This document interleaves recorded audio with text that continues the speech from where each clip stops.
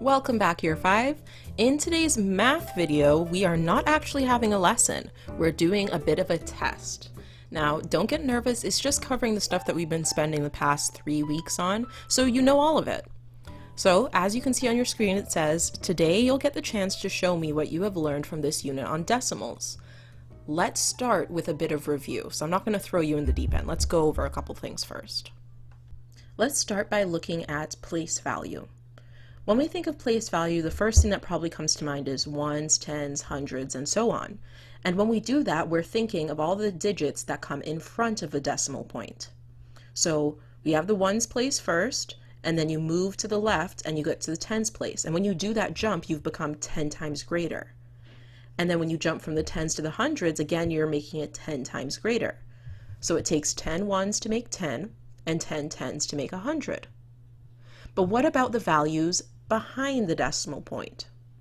Well, to move from the ones to the tenths, you jump backwards. So you're moving to the right instead. And when you do that, you're dividing by 10. So imagine like you take out a magnifying glass and you zoom in on that ones cube and you've chopped it up into 10 pieces. One of those 10 pieces is equal to a tenth. And then if you're going to move further to the right to the hundredth place, you have to chop those tenths up into 10 pieces again. So you're dividing by 10 again. And 1/100th is just one of those little pieces because you've now split it into 100 pieces. The most important thing to take away from this place value chart is that as you move to the left, everything becomes 10 times greater with each jump. And as you move to the right, everything becomes 10 times smaller as you make each jump. And saying something is 10 times smaller is the same thing as dividing by 10. Now that we've gone over place value of decimal numbers, let's take a look at how we add decimal numbers using the column method. If you look at the example on the left, you're going to see that it's saying 0.32 plus 12.965 plus 1.1. Don't be thrown by the fact that it's adding up 3 numbers, because when you do the column method, you could really add as many numbers as you want at a time. It sure is easier to add only 2 at a time, but you can do as many as you want. What's important in this image on the left is the little notes off to the side. In red it says, line up the decimal points. This is so important when you're adding or subtracting decimals, because if you don't line them up by the decimal point, then you're not really going to be adding the same places. You might be adding a ones place to a tens place, or a tenths place to a ones place. Something crazy that you don't mean to do if you're not lining it up by place value. So always make sure the decimal points line up.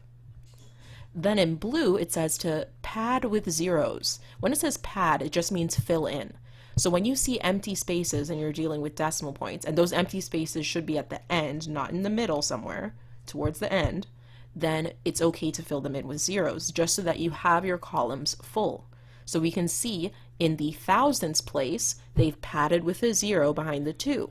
That way, above the 5, there is something. And also, below it, 1.1, they've padded it with 2 zeros at the end in the hundredths and the thousandths place, just to fill it in. It does not change the value of those numbers at all. The top number still says 0 and 32 hundredths. And the bottom number still says 1 and 1/10. They've just padded it up to make it easier when they're adding. Off to the right in the other pink box, we see another important note. Change whole numbers to decimals. Why? Well, here they're adding 51 to 2 decimal numbers. If they aren't careful, they might place 51 in the wrong place. They might put it where those 2 purple zeros are instead. And if they do that, they're actually putting the 51 in the tenths place and the hundredths place, which is not what they mean to do. So it's pretty similar to padding with zeros. You're filling up those spaces just to be sure that everything is lined up correctly. These key notes apply the same when we're subtracting decimals. We always make sure we line up by the decimal point, we pad with zeros, and if we're dealing with any whole numbers, we can stick a decimal point and some zeros on the end just to fill up the space so we don't get confused. So these notes apply perfectly to subtraction as well.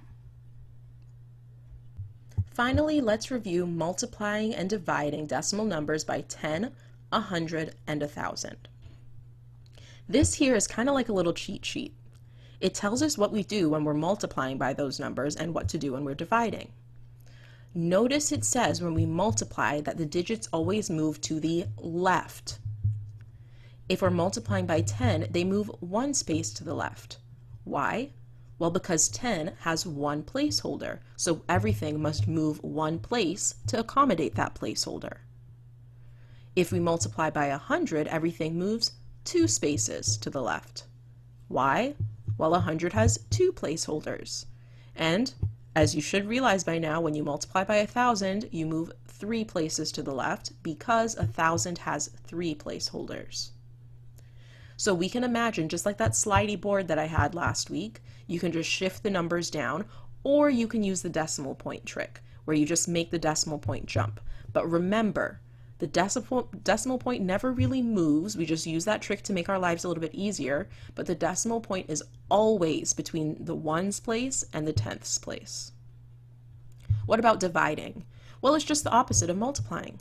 If we're going to divide by 10, the digits move one place to the right, making them smaller in value. If we divide by 100, it moves two places to the right, and if we divide by 1,000, three places to the right. Something to keep in mind so that you don't mix up yourself when you're multiplying and dividing. Just think, when I'm multiplying, my number should get bigger, because whenever we multiply things, it gets bigger. So always just look at your answer and see, did I make this number bigger or did I make it smaller? If you made it smaller, you probably divided by mistake. Always when you multiply, it should get bigger. And then the opposite for division. When you're dividing, it should always get smaller. So you look at your answer and say, is it smaller than where I started? If not, then you probably multiplied by mistake. Now it's time for your end of unit check. This is taken from the textbook, which you don't have a copy of, so you'll have to look at the screen. Notice that it's only 8 questions, and the first few are multiple choice. Still, you will need to work it out on paper. So what I want you to do is get your notebook. You're going to head up with end of unit check, and you'll write number 1. You don't need to copy the question, but I want to see your work and your answer. Notice for 1 through 5, since it's multiple choice, it's either A, B, C, or D. Make sure your answer is clear, that somewhere underneath your work you either write in nice big bold letters A, B, C, or D to show what your answer is. Oh, it's actually the same for number 6 as well. 6 is also multiple choice, so please, same thing there. For number 7 and 8, those are 2 problem-solving questions, so you'll need to show me your work and underline your answer clearly. If you don't make it clear what your answer is, I'm going to message you back and say, hey, you got to go back and make it clear to me what your answer is. That way I can give you a grade. When you send me the photo and I grade it, I'll tell you what score you got out of 8, and if you passed or if you need to do some work. Huge reminder, your parents should not be helping you with this. Your siblings should not be helping you with this. If you need help reading the question, that is okay. If you just need them to tell you what a word is, that's fine. But they should not be telling you how to work something out or what you need to do.